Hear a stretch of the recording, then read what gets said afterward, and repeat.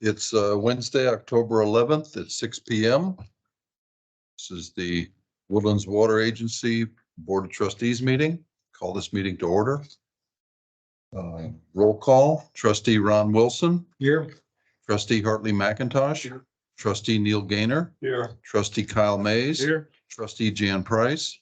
Alternate trustee Sean Apostolo. Here. Apostolo. Thank you. Apostolo, him too. Thank you very much. Trustee David Smith. Here. Trustee Hugh Connett. Here. Trustee Bob Lux is here, and alternate trustee Larry Copeland. Here. Thank you. We have a full attendance. We have a quorum. Let's begin with the pledges of allegiance.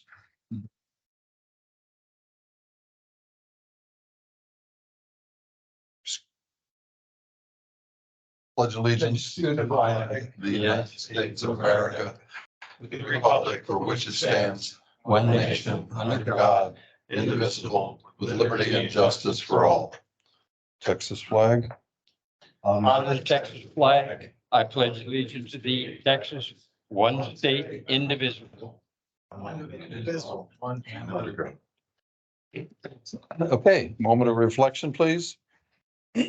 Heavenly Father, we come to you tonight as an assembled body.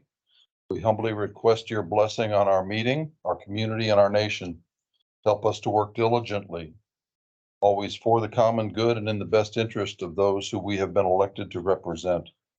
Guide us to be insightful and prudent in our intentions, visions, plans, deliberations, decisions, and their fulfillment. Work through us to provide a spirit of welcome to all in attendance, to engage in respectful and thoughtful dialogue and discussion with understanding, wisdom, and humility. Amen. If you wish, prior to reciting, please take an additional moment of silent prayer or reflection in the manner of your preference.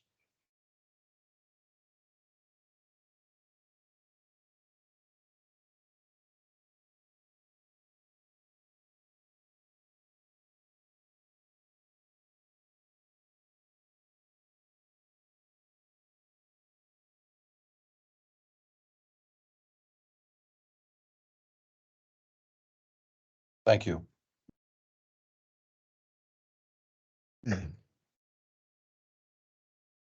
Receive comments from the public. Shelley, anything tonight? No? All watching the game. All right. Receive an update on Region H activities. Arthur?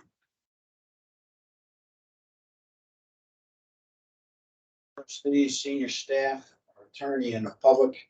We're going to tonight report out on Region H's meeting that took place on October the 4th. That is our quarterly meeting for 2023. First item we worked on water demand projections. So this is a process. We validated the demand projections for our plan for 26 out through 31. And we reviewed everything from irrigation, livestock, what are the demands on municipalities, manufacturing, steam engine production. So what does it really say? Demand is high, so it's definitely going to be a big thirst for what water demands is, everything from manufacturing to us as human beings trying to live. We're seeing in Region H, we're seeing a shift. We're seeing shift from irrigation, livestock, more into urbanized communities. So that's going to put a lot more demand. So in 2020, we used about 2.3 million acre feet that we required to sustain life in these various categories. By 2030, the projections look like 2.5 million acre feet. And if you run it all the way out to 2080, where could be about 3.5 million acre feet for water. So the demand is not going away, the demand continues. And if you look out at the 2021 numbers, which are really throwing darts at a board, they're up over 4 million. So they'll be revised as we go downstream on the plan, but that's where we're going on water demand. So we approved the water demand figures so our consultant can keep moving the plan forward. So then you say, okay, you have demand. So how do you supply this demand? How do you satisfy this big thirst? Well, we're looking at two areas to satisfy thirst. One, we'll look at the surface water, what's available in surface water. We have no projections that we approved. We're just gathering the methodology. So some of the items in the methodology, when you look at the surface water, we're going to take a look at existing reservoirs, future reservoirs, rivers. What's the capacity of rivers? How do they run? Will they really satisfy demand? We're not going to look at local water sources. For example, if there's a lot of ponds in an area that are on people's tracks, we're not going to count it in. We're going to only look at sustainable water sources. So that's part of the methodology that we'll take a look at. In the modeling, we now have to, because there's been some changes on state legislation, we got to look at water rights, what are permanent and what are water rights that are required. We got to look at the original storage capacity of the reservoir of rivers. So use that as a baseline. We're going to look at sedimentation. That's a new requirement. The state says you have to look at that. So we have to now put that in the model. And we have to look at return flows. So these are some of the factors we're going to look at and when we're determining what's the capability on surface water. The other thing we'll take a look at is what's the capability on groundwater. So these sources are in study now with our consultant, and hopefully by February, which will be our first official meeting in 24, the data will come back for the committee to review. Then the other thing we'll have to take a look at in the existing plan, the state mandated Texas Water Development Board to go back to all the regions and say, in all these plans and all these strategic items that they have for water development, what plans are really good and what plans are like, okay, they're not going to take place soon. They have to go down the line. So we have to take a look at all the projects that are in our existing plan. Our consultant is working on that and update the Texas Water Development Board by March 4th of 24. And they have to report back to their board. I think it's good. You have to validate what you put in a plan originally. Is it feasible? And if it's feasible, one criteria is probably the overriding criteria. Are you working on the plan? Did you dig the plan? Did you put the pipeline in? Did you allocate funds for the plan? If it's not feasible, maybe it's not feasible today, but it's feasible in a study further down the line. So you change the designation. I think it's good. I think it's prudent to constantly update the plan and validate what you think you want to do. Is it working? Did you fund it? And it all gets to commitment. We're also very fortunate with the state. Texas Water Development Board picked up a supplemental funding of $1.3 million for water planning. So that money will be shared back to the various regions, and Region H was fortunate. We're going to get an additional $422,000 for water planning that we can, because of all these new requirements, that expands the new plan for 26, and it puts further pressure on our consultants. So at least the state recognized if you're going to ask for something, put the funds up so we can provide the data for the plan. So that was good. The packet for the October meeting, Shelley, will have that out on the Google Drive. So like I said, our official meeting schedule next is for February, but we've been asked to plan for a December meeting in case any of the requirements are moved forward. So could come back in December with an additional report. And any questions?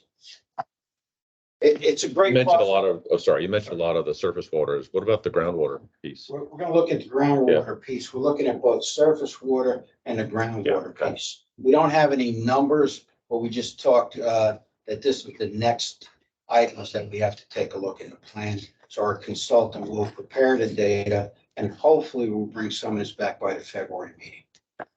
Was that last number that you gave for the number of acre feet that are going to potentially be required, 2080? Was that, and it was an astronomical number. 3.5 million. 3.5 million acre feet. By 2080. 2080 was the incremental. That was total. That's why I call it the big thirst. So the question is, how do you satisfy the big thirst? So we're gonna be looking at reuse. Can you reuse some of this water? So there's all different things that are ongoing in the plan. Next time I come back and report, we'll talk a little bit more about the timeline of the plan as we get into 24 and 25. So we have some updated dates, but we're pretty much on track for the plan. You know, it's really valuable. And just again, what we were talking about earlier this afternoon is we're celebrating our 50th year. Yes. You go 23 or 24 plus 50 and we're getting pretty close. So Yeah. thankfully, some people thought ahead earlier, 50 years ago.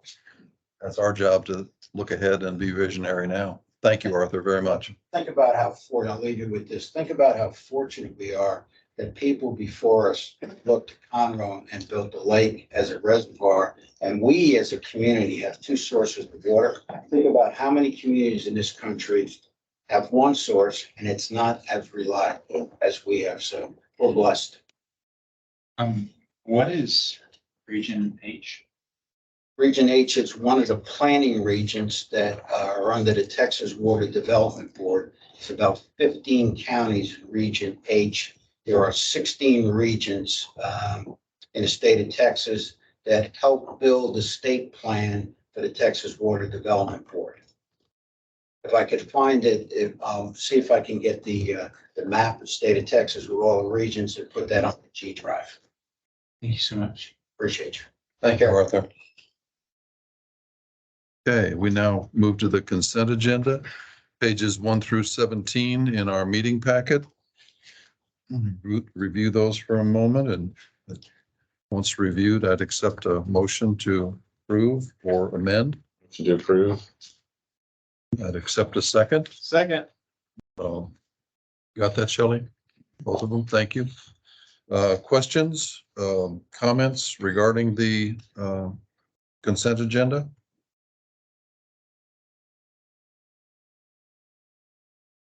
Yes, in the minutes on item 10. The meeting for October 24th indicated here at 6 to 8, but I've also heard 5 to 7. Current plan is to start at 5 o'clock, but between 5 and 5:30, there's gonna be kind of get dinner that we'll be serving. So really, we plan to start the content of the meeting at 5:30. We'll clarify the narrow date today, but it is not starting at 6, and that is. This is a MUD director meeting? This is the all mud meeting for the wastewater. All MUD directors, just directors. Okay, very good. We have a motion. We have a second. All in favor of acceptance of the consent agenda, signify by saying aye. Aye. All opposed, abstain. Motion passes. Thank you. Okay. We now go to agenda item number 8. Receive the regular monthly SJRA Woodlands Division report, including updates on operations, projects, and public outreach. Mr. Meeks, please, Mr. Shackelford, and I'm gonna do a quick Mr. update Hildebrand. and then some follow-up. Last month, I reported to you all that we did hire an executive search firm for the GM position. Our board selection committee has interviewed 7 candidates. There are still some more to go. But we think we're still on track for having a new GM right after the first year. That's my hope. I think you all were aware that we had received a letter from Representative Steve Toth about the AC water line. The letter was addressed to the board of directors. We provided him a response officially yesterday, and then Heather Ramsey and I met with Representative Toth today. Brought him up to date. We told him the same thing that we told you all last month, that the AC water line projects are on hold. And you all were aware of it, and that we're going to start gathering data on the AC water lines so that we can come back to you all with some more historical information. What did he hear and what was he asking? He was basically saying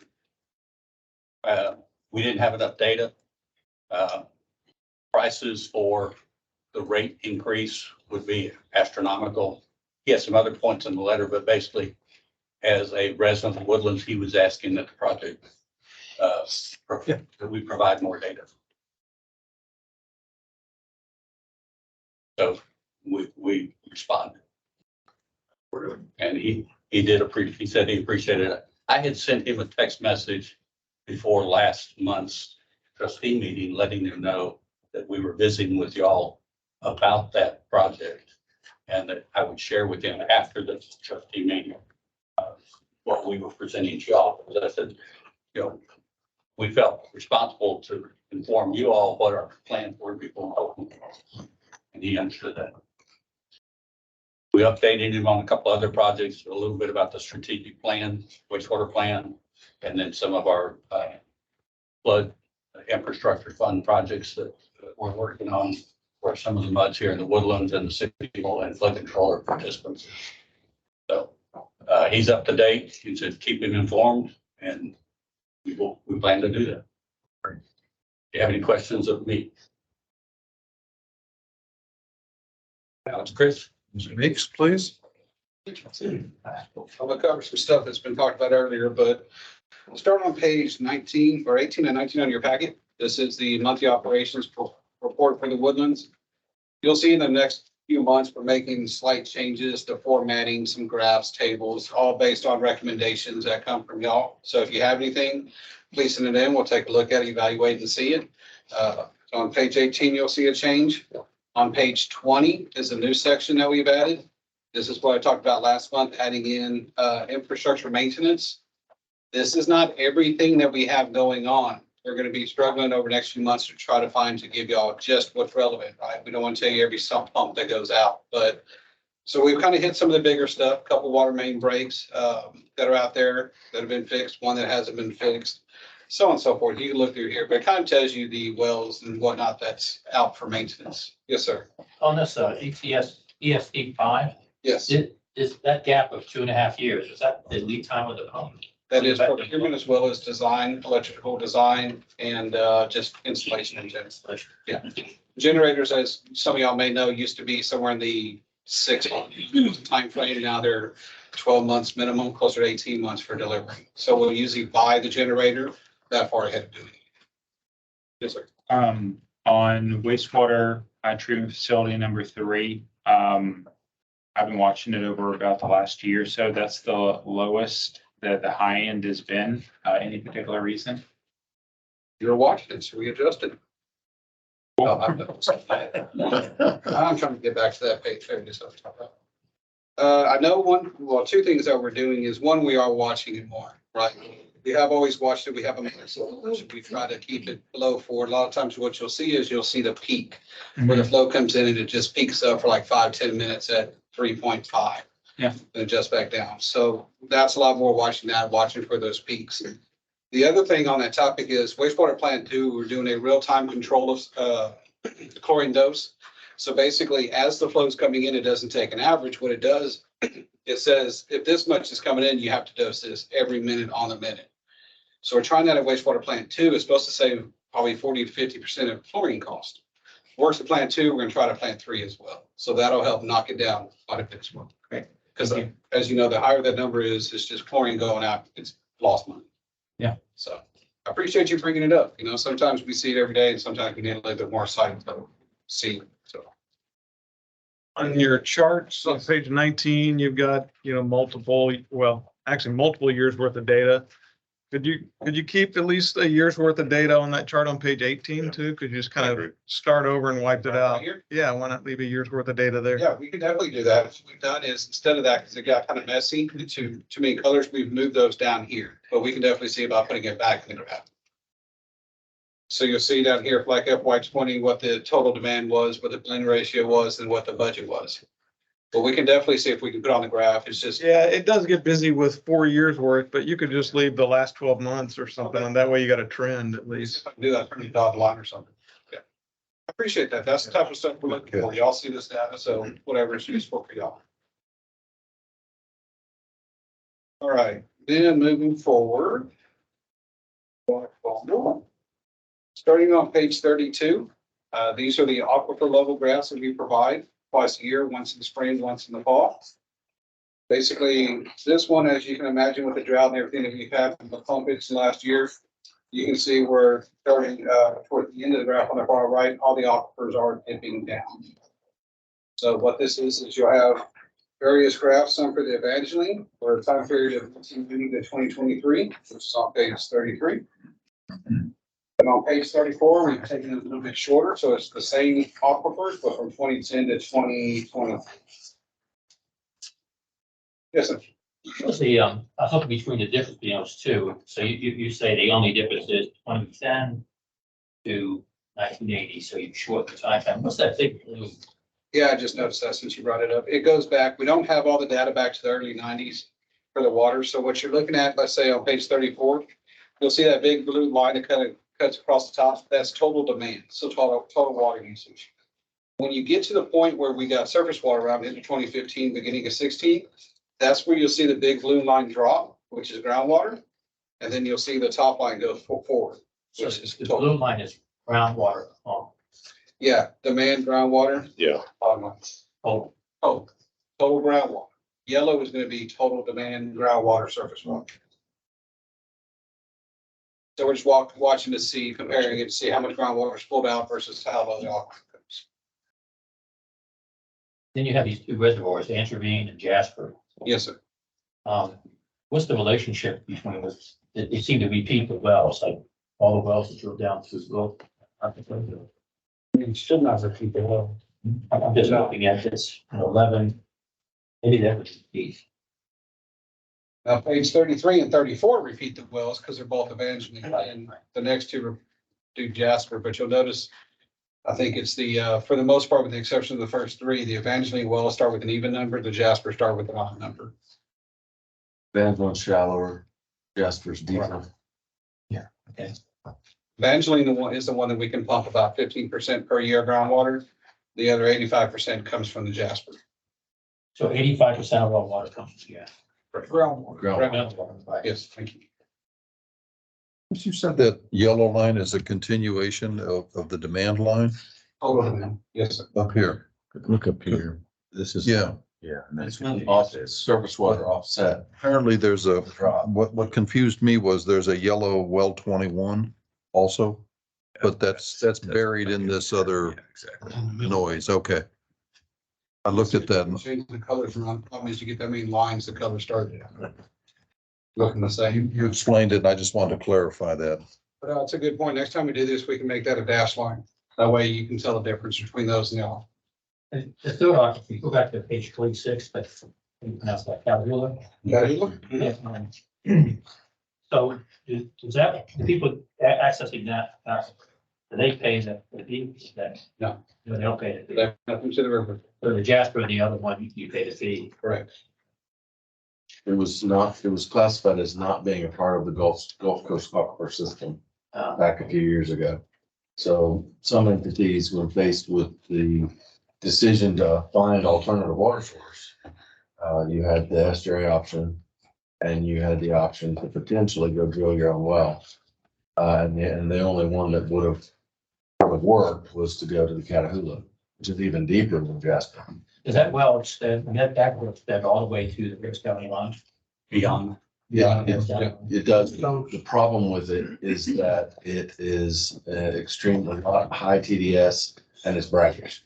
So it was kind of a roll of dice whether or not it was going to be viable to use. And some folks couldn't, and some folks did.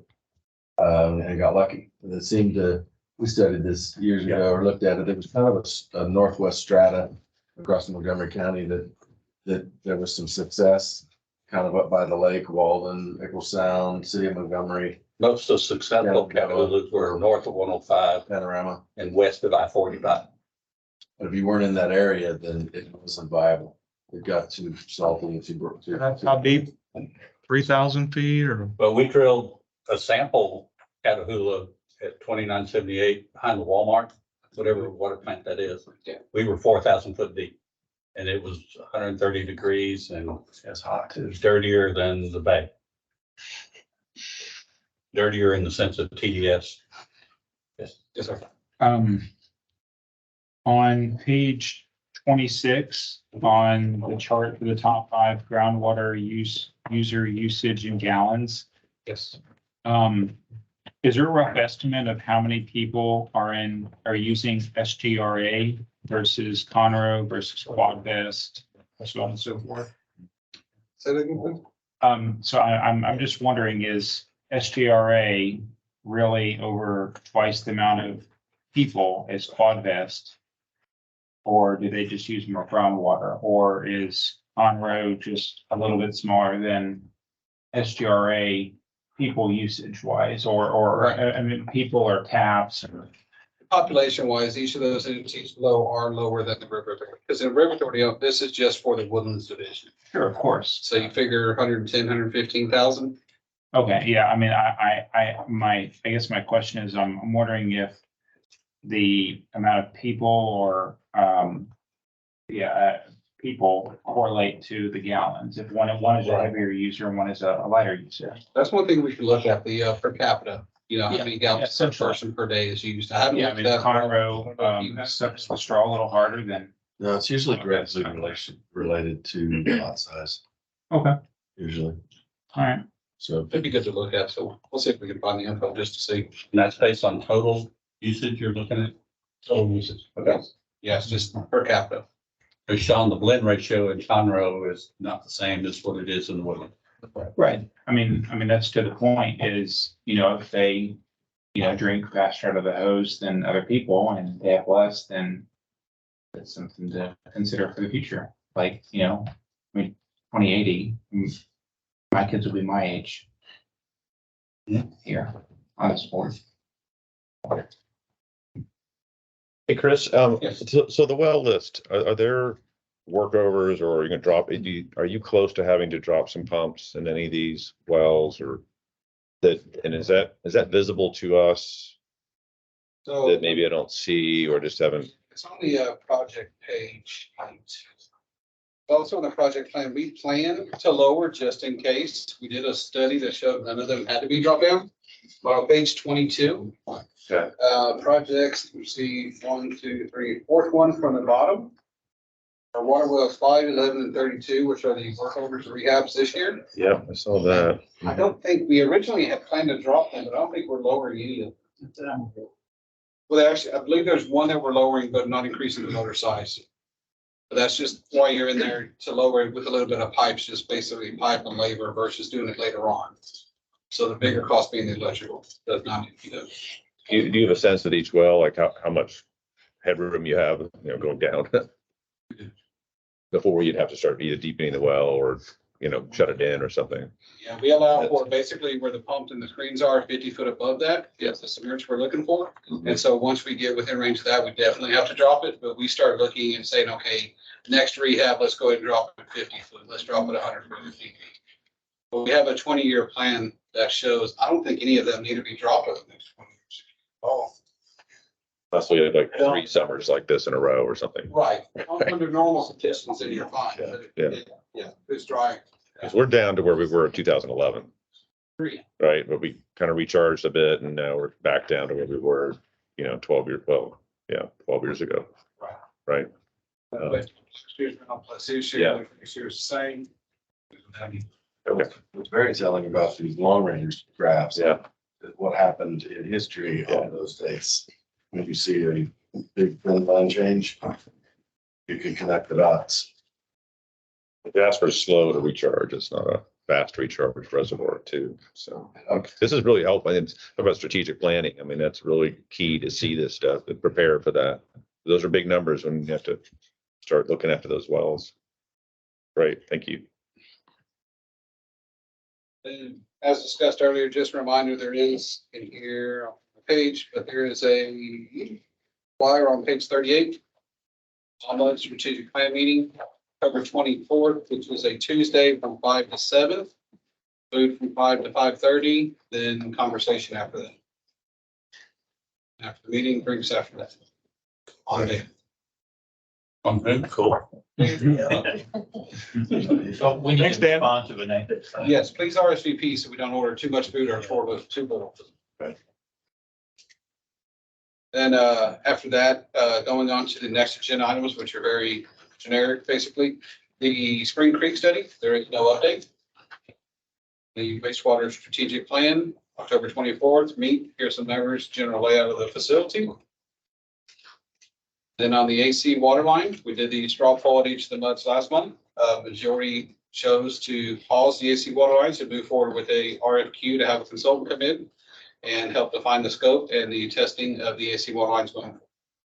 So currently we're preparing that RFQ. It'll go on the street. Once we get a recommended consultant to come in, then we're going to develop the scope, bring y'all back kind of like the fact sheet of everything that's going on in the scope, and then look for approval early next year, somewhere February, March, latest timeframe.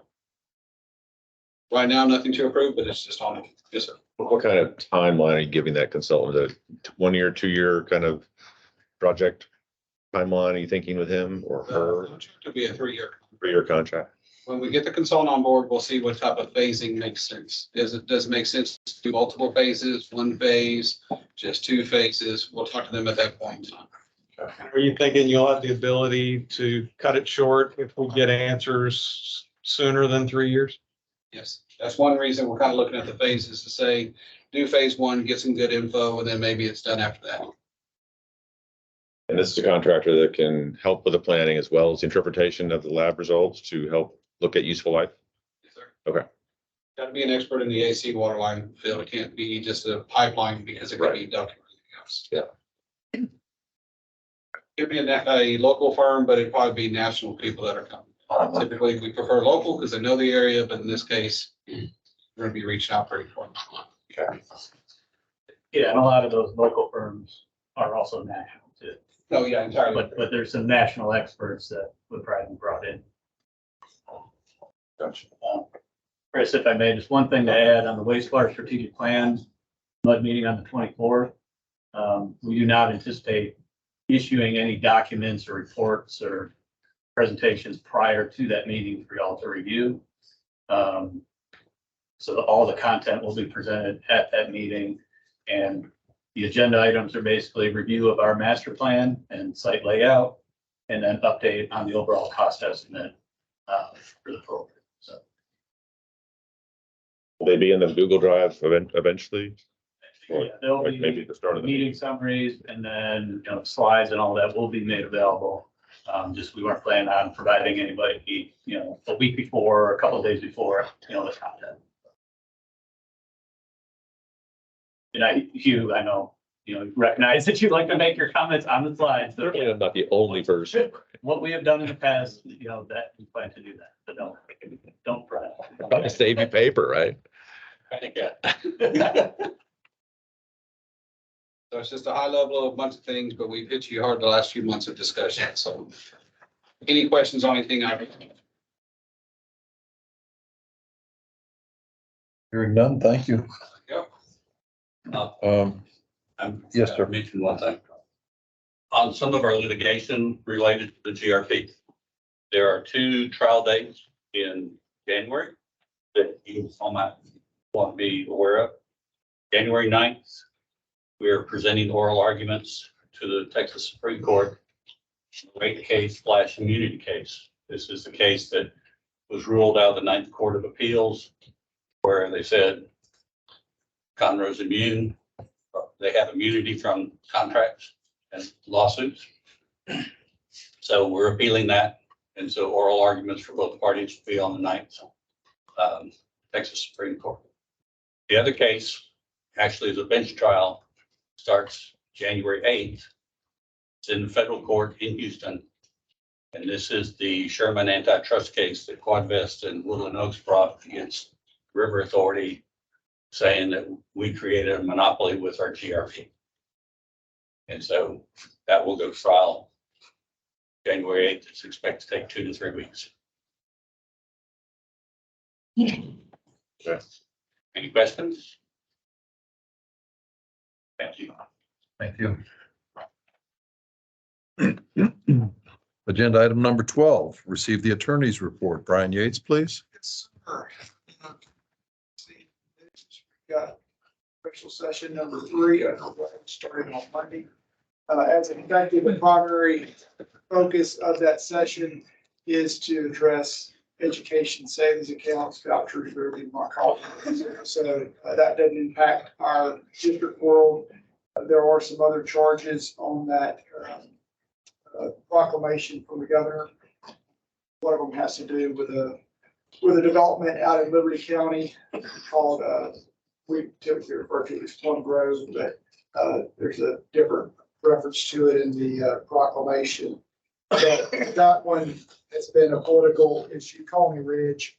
That one's been out there for a number of years now, and concerns about safety, health, what have you. So we're watching that because that could have to do with powers of the county to regulate and possibly increasing powers in the counties. And we've been watching that as a possibility, if not in a special session, in future regular sessions, as a possible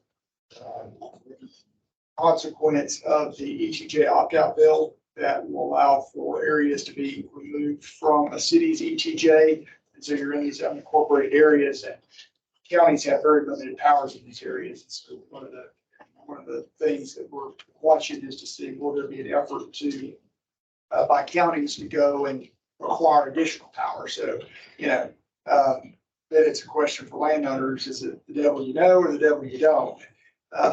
So we'll see if there's any movement on that issue that's spurred by this one particular project. So watching that, we're pretty well built out in Woodlands, but still anything that has to do with development and regulation of development, we do watch for all of our district. That's about it on the legislative front. I do have one other housekeeping item under item 13 to cover with y'all that one of falls here and answer any questions y'all have. Legal nature. Yes, sir. So what are your thoughts, pros and cons between the exiting the AG? Well, I mean, for the Woodlands, I think it doesn't have any impact because we already have the overlay of the regional participation agreement. Now, rewind 15 years before we did the RPA, if the opt-out would have been available, would we have done the RPA? No, we just would have removed ourselves from the ETJ and wouldn't have paid the payment to the city of Houston. But, hindsight's always 2020, and nobody back then could have anticipated that cities went so across the state government that the state government would move their authority not only to annex property, but also allow landowners to opt out of the city's ETJ, and the city have no right or authority to reject that lease. So. Yep. Any other questions? You want me to go ahead and cover? Yes, please. 13, the annual review of the district's investment policy. As y'all know, we're required by law to conduct an annual review of the district's investment policy. We conduct that review on behalf of all of our district clients and make recommended changes to our district boards as to any necessary changes. This year, the changes are very light touch. What I'll call wordsmithing updates to the collateral security agreement to take into account some of the representations that banks have to make regarding their confirmation that they don't boycott Israel, boycott firearm companies, et cetera. We cleaned up that language after this session. So nothing substantive for this year's review, but do have some minor revisions that we've incorporated into our policy. And we do need a motion on that. We bring the same items to all the select boards next month since it's consolidated. All the districts. Yes, sir. In this policy, does it list the different financial institutions that we use or could possibly be associated? No, that's a separate resolution. That's the resolution regarding qualified brokers that we do. This year we get once. That's a separate document. Sorry, the material changes the same. You mentioned that there was a motion required for Yes. the approval of this amendment. The updated FIN 10 policy, and I will note there will be one change on the effective date. It will be effective November 1st, Right on October 1st, since we're already in mid-October. We'll make that change. Can you comment on why all this stuff is in here about Israel and in chapter 18? That's all straight from the state government. So every single contract that a district has with a private party, we've got to have that laundry list of reps in there. By the state government.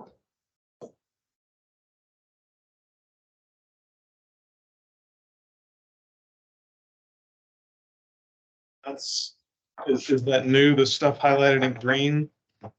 Is this requirement about adding stuff in here about Israel new? No, it's not. The green means that we just move text from one spot to another. Didn't change. Right, blue is addition, red is deletion.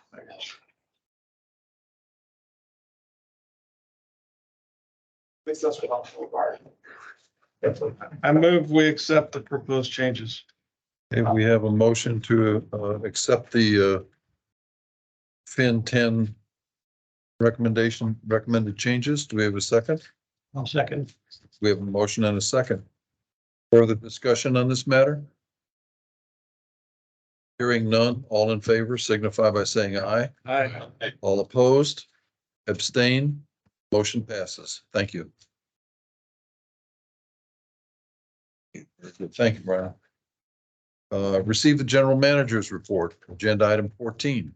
Good evening. I have no action items to take tonight. I just wanted to point out a couple of things in your packet related to some articles. Some articles on some drought, some area leaks. There's a comment about Woodlands water weekly. That's positive.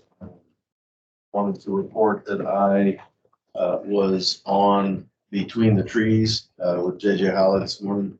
That aired live from 10:30 to 11, and it will be posted. The video will be posted. It's an interview that JJ gives to folks. And I looked before I walked down. It's not posted on Woodlands Online yet, but it will be most likely in the next day or so. You can see how that went and the questions that we talked about.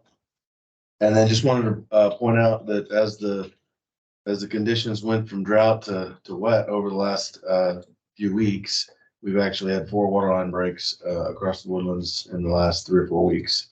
1 was AC, 3 were PVC. Diameters?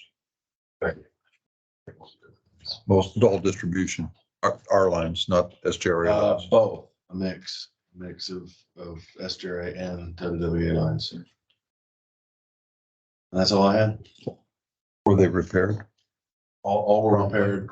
The one AC was SJRA line. They actually pulled the coupon out or pulled the.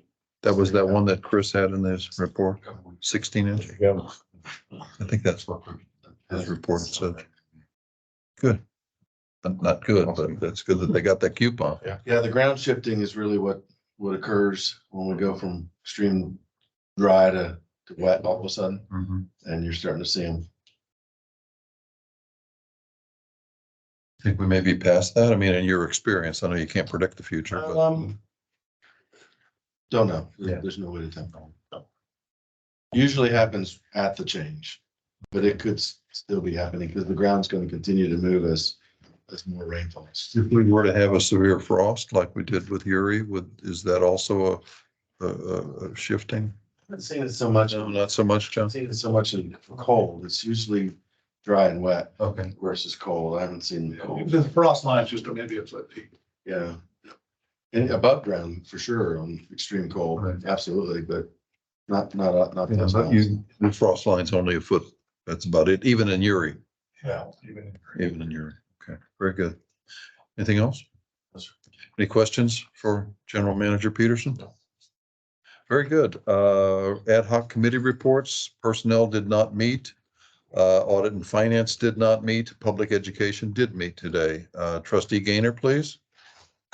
Yes, thank you. Update everybody on the meeting today. Firstly, SJA is preparing a work order for the first 2 phases of communications plan regarding infrastructure replacement. Second item is we reviewed the core communications That have gone out to various sources to Woodlands residents. And there was some discussion regarding improving aspects of the Woodlands Water Agency website to reinforce the messaging, to have like a continuing set of messages going forward. And the third, the ad hoc committee is starting to work on an updated communications plan for the second year for 2024. But the challenge at this point is to integrate that messaging with the SJRA, its consultant, and the Woodlands Township 50th anniversary activities. So that's pretty much what we covered today. Thank you. Any questions, Trustee Gainer, regarding that meeting? Okay, hearing none. Do we need a close? No good? Okay. Brings us to the final agenda item, discuss any matters for placement on future agenda. Any suggestions or recommendations for items on upcoming meeting? Hearing none? Any need to have updates about this building or discussions with, you know?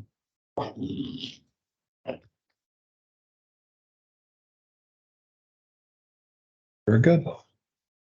That satisfies everything. Meeting's adjourned. Thank you. One